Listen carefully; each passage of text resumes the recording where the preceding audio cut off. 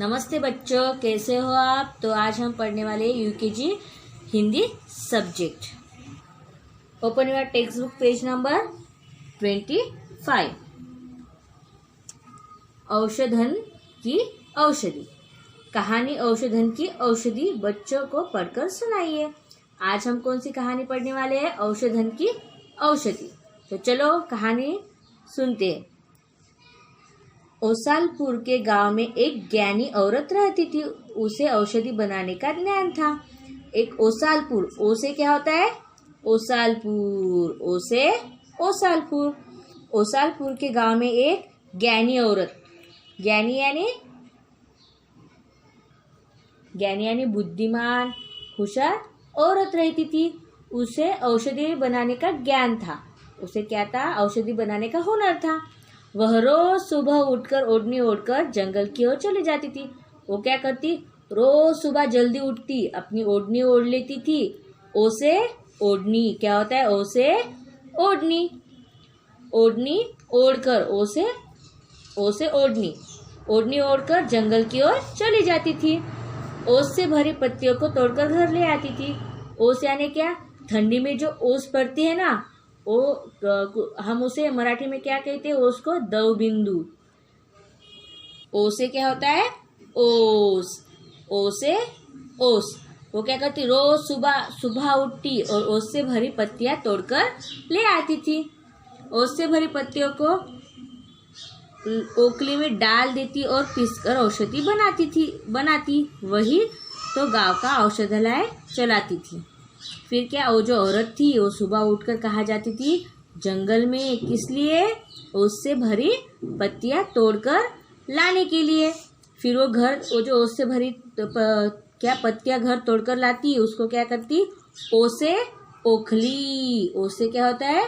ओखली, ओखली में डाल देती और उसको बारीक पीस लेती थी। और वही औरत क्या करती थी? गांव में पहले दवाखाने और मेडिकल उपलब्ध होते थे क्या? नहीं।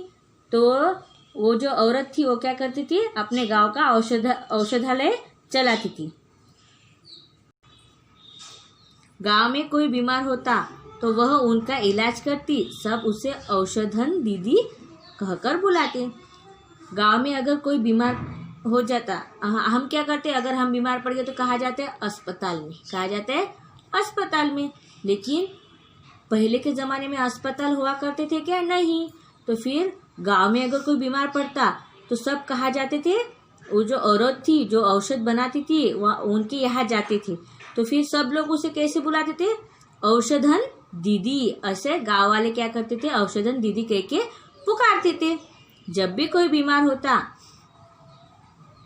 तो वह आवाज आती, औषधन दीदी आओ, हमारी जुकाम, खांसी और बुखार को औषधि लगा। ओ से औषधि, ओ से औषधि। ओके।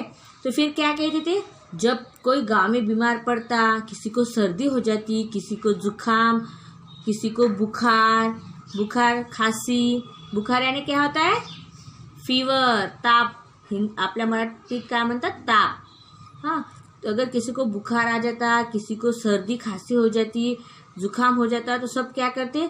औषधन दीदी हमें औषध दो ताकि हमारी बीमारी अच्छी हो जाए।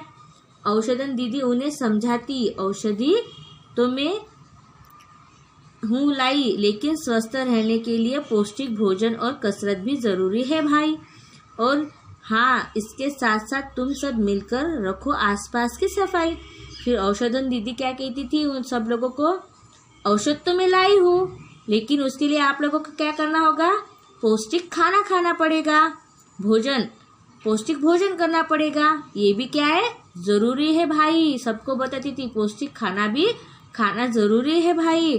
और हाँ, साथ में क्या करना है? सब मिलकर रखो आसपास की सफाई। अगर आप लोगों को बीमार नहीं पड़ना है तो अपने गांव में जो आसपास का, अपने घर के पास का आंगन, वो क्या करना है? सबको सफाई करना है, स्वच्छ रखना है। तो आज हमने कौन सी कहानी पढ़ी? औषधन की औषधि। उस कहानी में क्या क्या पढ़ा हमने? ओ से ओसालपुर, ओ से ओढ़नी, ओ से ओस, ओ से ओखली, औ से औषधि। ये सब हमने इस कहानी में से कौन कौन से स्वर पढ़े? ओ से ओढ़नी, ओ से ओस, औ से औषधि। ये सब हमने क्या पढ़े? इसमें से स्वर, ये 2 स्वर आज हमने पढ़े। तो आज हमने औषधन की औषधि इस कहानी में से 2 स्वर पढ़े, ओ से ओढ़नी और औ से औषधि। चलो किड्स, बाय।